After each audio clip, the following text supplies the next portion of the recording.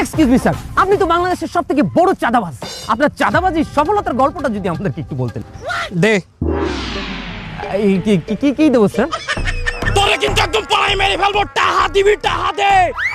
Sir আপনি মনে হয় কোথাও ভুল করছেন। আমরা টিভি চ্যানেলের ইন্টারভিউর জন্য কাউকে পেমেন্ট করিনি না।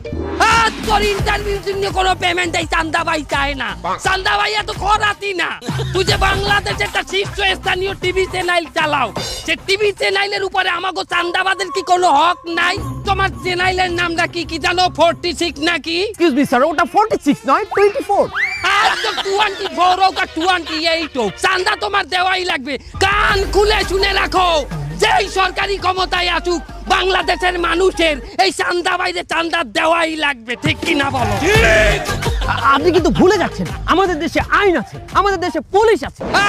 তোর পুলিশ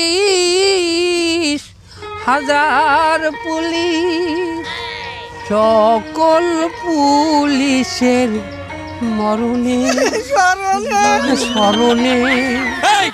তুই কি হানা চান্দা নিতে আইছো? সি রে ননি সি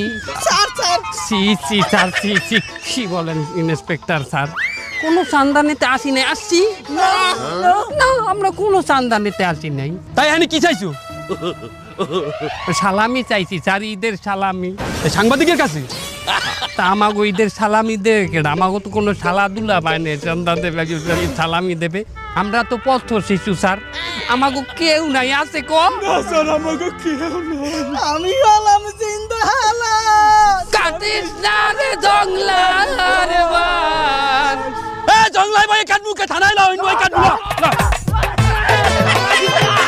এ প্লিজ আমাকে ক্ষমা করে দাও। এ প্লিজ, তোরা কখনো ভয় করিস না, রাজে পথ ছাড়বি না।